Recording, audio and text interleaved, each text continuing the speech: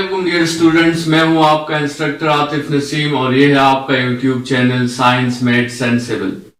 आज के लेक्चर में हम इक्वेशन ऑफ लाइंस की थोड़ी सी जो है फर्दर कंटिन्यूएशन करते हैं और हमने इक्वेशन ऑफ लाइंस में कुछ जनरल फॉर्म्स डिस्कस किए थे, जिसमें पहला फॉर्म हमारा था स्लोप इंटरसेप्ट फॉर्म, दूसरा फॉर्म हमारा था स्लोप पॉइंट फॉर्म, तीसरा फॉर्म हमारा था 2 पॉइंट्स फॉर्म, चौथा फोर्थ फॉर्म हमारा था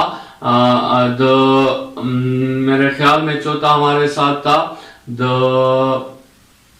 जनरल फॉर्म, और ये जनरल फॉर्म हमने डिस्कस किया था ax plus B Y plus C is equal to 0।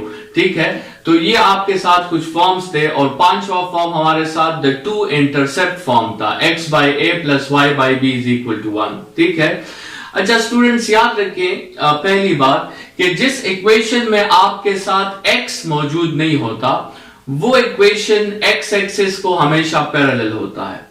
ठीक है, वो लीनियर इक्वेशन जिसमें आपके साथ x मौजूद नहीं होगा, जिसमें आपके साथ x का कोफिशिएंट 0 होगा, मतलब उस इक्वेशन में आपको x नजर नहीं आएगा, तो वो इक्वेशन आपके साथ x एक्सिस को हमेशा पैरेलल होगा। जैसे यहां पे मैंने कुछ लाइंस दिए हैं आपके साथ, और ये सारे इक्वेशंस जो है ये लेट्स सपोज ये फर्स्ट लाइन है y इज इक्वल टू 10, ये सेकेंड लाइन है y इज इक्वल टू 1, ये थर्ड लाइन है y इज इक्वल टू -8। इन तीनों इक्वेशंस में आपको x नजर नहीं आ रहा, इसका मतलब यह होगा कि ये तीनों इक्वेशंस x एक्सिस को पैरेलल है। बल्कि जो हमारा x एक्सिस है, हमारे x एक्सिस का इक्वेशन जो होता है that is y is equal to 0। ठीक है, तो x एक्सिस का इक्वेशन भी आपके साथ y इज इक्वल टू 0 है। और अगर स्टूडेंट्स आप इसको थोड़ा सा लॉजिक से समझे, हमारे साथ जो स्लोप इंटरसेप्ट फॉर्म है y is equal to m x plus c, अगर हम इस फॉर्म में m की जगह 0 पुट कर दें, m की जगह 0 पुट करने का मतलब ये है कि ये लाइन x एक्सिस को पैरेलल है, तो अगर हम m की जगह 0 पुट कर दें तो आपके साथ क्या आ जाता है, y इज इक्वल टू सी आ जाता है। तो y इज इक्वल टू सी कि जितने भी इक्वेशंस होंगे, c चाहे पॉजिटिव भी हो सकता है, c 0 भी हो सकता है और c नेगेटिव भी हो सकता है। c को हमने y इंटरसेप्ट का नाम कहा था, c को हमने कहा था कि ये वो डिस्टेंस है जिसपे एक लाइन y एक्सिस को टच करता है। तो देखिए यहाँ y एक्सिस पे ये 10 टच कर रहा है, यहाँ पे 1 टच कर रहा है और यहाँ पे -8 टच कर रहा है। तो स्टूडेंट्स जिस इक्वेशन में x नहीं होता वो इक्वेशन x एक्सिस को पैरेलल होती है। इसी तरह स्टूडेंट्स जिस इक्वेशन में y नहीं होता, the line या the equation which is independent of y is parallel to y axis। ठीक है, जिस इक्वेशन में y नहीं होगा उस इक्वेशन में आपके साथ वो इक्वेशन y एक्सिस को पैरेलल होगी। जैसे एक एग्जांपल यहां मैंने आपको दी है, एक ये वर्टिकल लाइन है जिसकी equation x is equal to 1 है, दूसरी ये वर्टिकल लाइन है जिसकी equation x is equal to -3 है। ठीक है, तो और जो y एक्सिस हमारे साथ है उसकी इक्वेशन भी हमारे साथ है x इज इक्वल टू 0।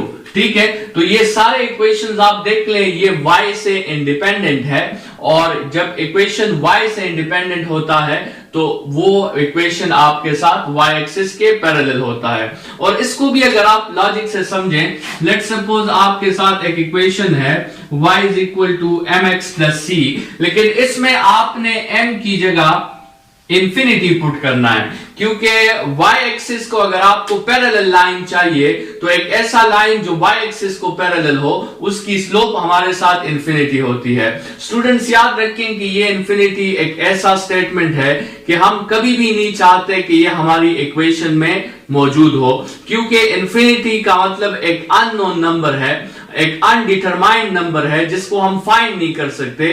तो जैसे ही ये साइन हमारे इक्वेशन में आ जाता है हम फर्दर सॉल्यूशन नहीं कर सकते, तो इस साइन को हम डायरेक्टली नहीं पुट कर सकते अपने इक्वेशन में, अदरवाइज हमारे साथ y is equal to infinity आ जाएगा। हमारे साथ क्या आएगा, y is equal to infinity आ जाएगा, जिससे हम कुछ भी डेटा मालूम नहीं कर सकते। इसका मतलब यह है कि y अनडिटरमाइंड हो गया है, अनडिफाइंड हो गया है।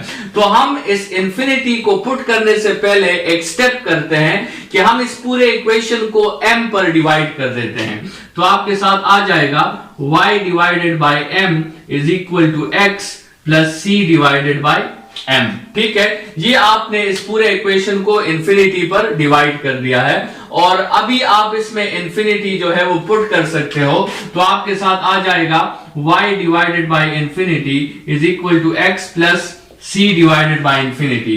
और आपको पता है कि anything divided by infinity is always zero, तो ये आपके साथ इस फॉर्म में आ जाएगा कि 0 is equal to X plus 0 या x इज इक्वल टू 0। तो आपके साथ ये y एक्सिस की इक्वेशन बन जाएगी x इज इक्वल टू 0। तो स्टूडेंट्स याद रखिए कि जिस इक्वेशन में y नहीं होता वो इक्वेशन y को पैरेलल होता है, जिस इक्वेशन में x नहीं होता वो x एक्सिस को पैरेलल होता है, जिस इक्वेशन में y नहीं होता वो y एक्सिस को पैरेलल होता है। या आप इस तरह समझे कि जिस इक्वेशन में x नहीं होता उस लाइन का स्लोप 0 होता है और जिस इक्वेशन में y नहीं होता उस लाइन का स्लोप इंफिनिटी होता है। और स्टूडेंट्स जिस इक्वेशन में x और y दोनों मौजूद हो तो वो इक्वेशन फिर ना x एक्सिस को पैरेलल होगा ना y एक्सिस को पैरेलल होगा, फिर उसकी कोई स्लोप वैल्यू होगी, उसका राइज भी होगा और उसका रन भी होगा। ठीक है, यहां पर स्टूडेंट्स हम इक्वेशन ऑफ लाइंस के लर्निंग ऑब्जेक्टिव को यहां पे हम स्टॉप करते हैं। कुछ और छोटे छोटे लर्निंग ऑब्जेक्टिव्स हैं जिस पे जनरली बात कर लेते हैं। आपकी एक लर्निंग ऑब्जेक्टिव है इंटरसेक्शन ऑफ लाइंस। ठीक है, दो लाइंस जब एक पॉइंट पर इंटरसेक्शन करें और आपसे कहा जाए कि वो कॉमन पॉइंट फाइंड करें जो उन दो लाइंस की इंटरसेक्शन है, तो आपको जनरली अलजेब्रा में देखें स्टूडेंट्स इस तरह होता है कि हमारे साथ इक्वेशंस होते हैं। लेट्स सपोज एक ऐसा इक्वेशन है जिसमें हमारे साथ सिर्फ एक वेरिएबल है।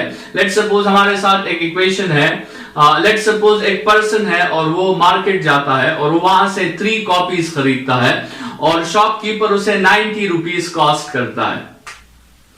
तो वो बाहर आता है, वो अपने लिए इक्वेशन बनाता है कि 3x इज इक्वल टू 90 और इस इक्वेशन से वो बासानी अपने लिए एक कॉपी की प्राइस जो है वो फाइंड कर लेता है कि x is equal to 30 rupees. अभी ये जो एग्जांपल था ये बहुत सिंपल एग्जांपल था, इसमें एक ही वेरिएबल था और एक ही इक्वेशन स्टूडेंट ने ली, उस पर्सन ने, और उसे सॉल्व कर दिया। लेकिन अगर लेट्स सपोज एक स्टूडेंट मार्केट जाता है और वो 2 कॉपीज खरीदता है, 3 पेंसिल्स खरीदता है और शॉपकीपर उसे 150 रुपीज कॉस्ट करता है। ये पर्सन बाहर आया, इसने इसका इक्वेशन बनाया 2x plus 3y is equal to 150। अभी ये इक्वेशन ये सॉल्व नहीं कर सकता जब तक ये एक दूसरे पर्सन का वेट ना करें जिसने भी वही कॉपीज और वही पेंसिल्स खरीदे हों। तो ये दूसरे पर्सन का वेट करता है, एक दूसरा पर्सन बाहर निकलता है, उसके साथ 3 कॉपीज और 9 पेंसिल्स हैं। तो वो उससे पूछता है कि इसकी टोटल कॉस्ट कितनी थी, वो पर्सन उसे बताता है कि इसकी टोटल कॉस्ट 950 थी। तो उसके साथ दूसरा इक्वेशन आ जाता है और वो आपके साथ होगा 3x plus 9y is equal to 950। अभी वो स्टूडेंट, वो पर्सन क्या करेगा कि इन दोनों इक्वेशंस को वो साइमल्टेनियसली सॉल्व करेगा और साइमल्टेनियसली सॉल्व करके वो अपने साथ इन दोनों इक्वेशन का जो कॉमन इंटरसेक्शन पॉइंट है वो फाइंड करेगा और वही आपके साथ एक्चुअल कॉपी की प्राइस और उस पेंसिल की प्राइस होगी। ठीक है, यहां से स्टूडेंट्स आप समझ लें कि जितने किसी इक्वेशन में वेरिएबल्स होते हैं उतने इक्वेशंस रिक्वायर्ड होते हैं फॉर कंप्लीट सॉल्यूशन। जैसे इस इक्वेशन में 2 वेरिएबल्स थे तो एक इक्वेशन से मसला हल नहीं हो रहा था, हमारे साथ मिनिमम 2 इक्वेशंस रिक्वायर्ड थे और उन 2 इक्वेशंस का कॉमन पॉइंट मालूम करने के लिए आपके साथ जो 3 मेथड्स हैं जो आप ऑलरेडी प्रैक्टिस कर चुके हो, सब्स्टिट्यूशन का मेथड है, एलिमिनेशन का मेथड है और कंपैरिजन का मेथड है। ठीक है, सब्स्टिट्यूशन के मेथड में आप क्या करते हो कि एक इक्वेशन से आप एक वेरिएबल की वैल्यू निकालकर दूसरे इक्वेशन में पुट कर देते हो। एलिमिनेशन के मेथड से आप दोनों इक्वेशंस को ऐड या सब्ट्रैक्ट करके उनमें से एक वेरिएबल को आप खत्म कर देते हो। और कंपेयरिंग कोएफिशिएंट्स के मेथड में आप दोनों इक्वेशन से x की वैल्यूज निकालकर कंपेयर कर लेते हो या दोनों इक्वेशन से y की वैल्यूज निकालकर कंपेयर कर लेते हो। इन तीनों मेथड्स का मकसद जो है वो सेम है, इन तीनों मेथड्स का जो एम है वो सेम है और वो एम ये है कि किसी भी तरीके से टू वेरिएबल्स के इक्वेशन को हम वन वेरिएबल में कन्वर्ट कर सके, बिकॉज वी ऑल नो कि वन वेरिएबल के इक्वेशन को हम आसानी से सॉल्व कर सकते हैं। ठीक है, तो ये आप चेक कर ले, सब्स्टिट्यूशन का मेथड अप्लाई करने से पहले आपके साथ x भी होगा, y भी होगा, लेकिन इन तीनों मेथड्स को अप्लाई करने के बाद आपके इक्वेशन में या तो सिर्फ x होगा या सिर्फ y होगा। So the aim of these three methods is to convert by any mean two variable equation into one variable equation, because one variable equation are easiest to solve. बाकी इस पे जो है और डिस्कशन नहीं करते, ये आपके साथ एक सिंपल सा टॉपिक है जो ऑलरेडी आपने प्रैक्टिस किया हुआ है।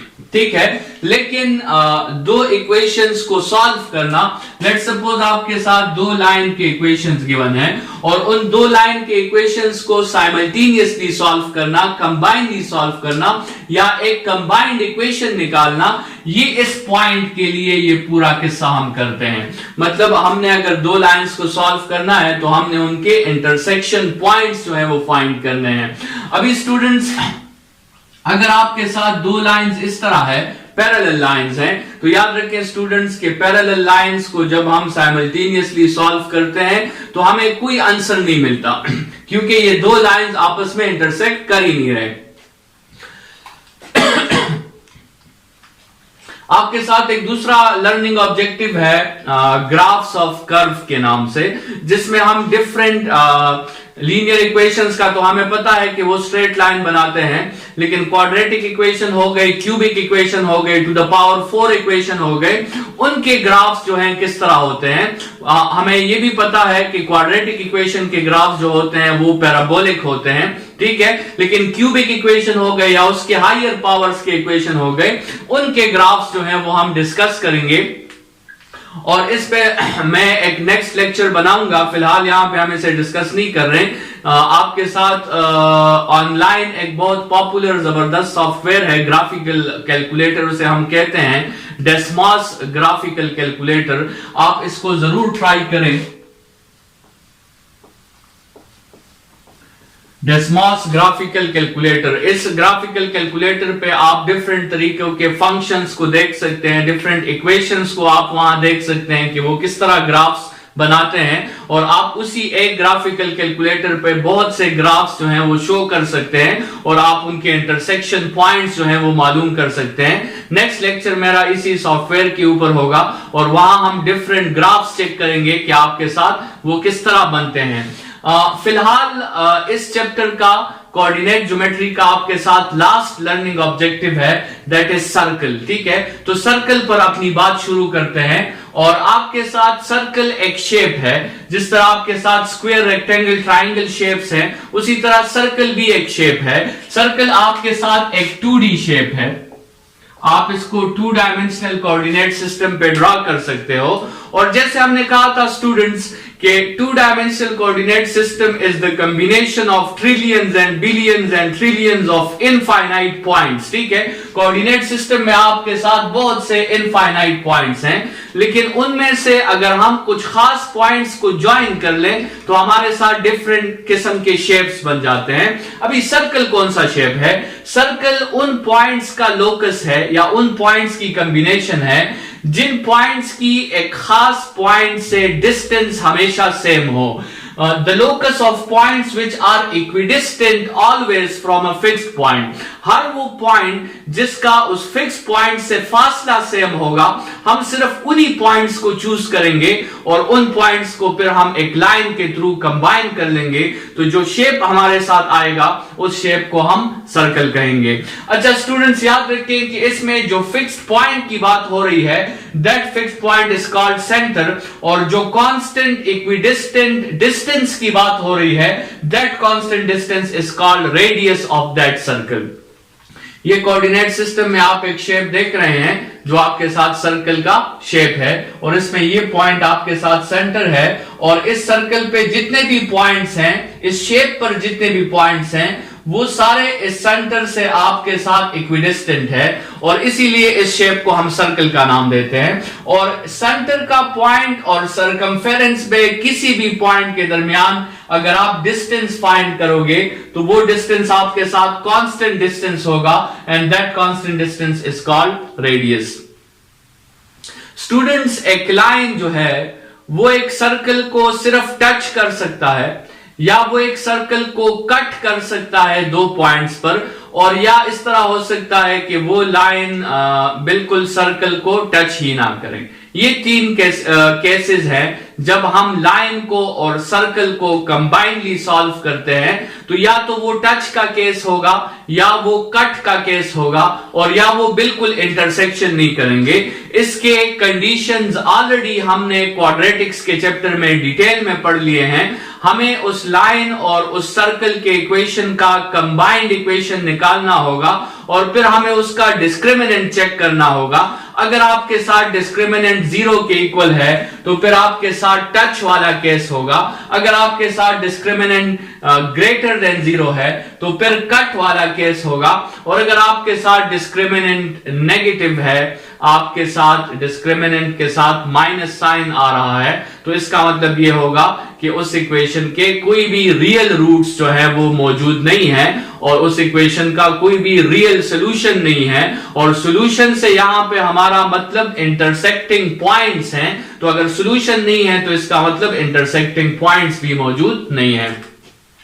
स्टूडेंट्स, ये मैंने आपको टचेस का केस दिखाया हुआ है और जब भी कोई ग्राफ जो है वो एक लाइन और एक कर्व सिर्फ एक पॉइंट पे टच करते हैं तो हम उस लाइन को एक स्पेशल नाम देते हैं, दैट इज कॉल्ड टेंजेंट। और स्टूडेंट्स याद रखें कि there is a very important theorem in circles, एक बहुत इंपॉर्टेंट पोस्टुलेट है सर्कल का, और वो पोस्टुलेट ये है कि टेंजेंट और रेडियस जो होते हैं वो हमेशा एक दूसरे को परपेंडिकुलर होते हैं। Tangent is always perpendicular to the radius and radius is always perpendicular to the tangent.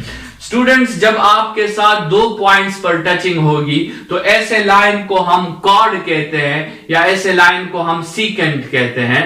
और आपके साथ एक लाइन है जिसे हम डायमीटर कहते हैं, which is a very important type of secant और कॉर्ड, जिसमें कटिंग तो 2 पोजीशंस पे होती है लेकिन वो लाइन आपके साथ सेंटर से भी गुजरता है, उस फिक्स्ड पॉइंट से भी वो लाइन गुजरता है। तो फिर ऐसे लाइन को हम जनरली तो कॉर्ड और सीकेंट कह सकते हैं लेकिन पार्टिकुलरली उसको फिर हम डायमीटर कहते हैं। Diameter is a special type of chord जिसमें वो लाइन सेंटर से भी गुजर जाए तो फिर हम उसको कॉर्ड और सीकेंट के साथ साथ डायमीटर भी कह सकते हैं।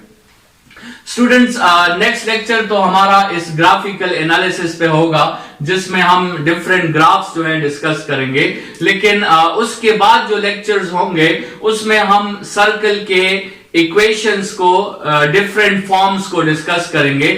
जिस तरह हमने लीनियर इक्वेशंस के डिफरेंट फॉर्म्स डिस्कस किए, slope intercept form, slope point form, 2 intercept form, general form, उसी तरह सर्कल के भी कुछ फॉर्म्स हैं जिसे हम डिस्कस करेंगे। तो नेक्स्ट लेक्चर की तरफ बढ़ते हैं। Thank you students.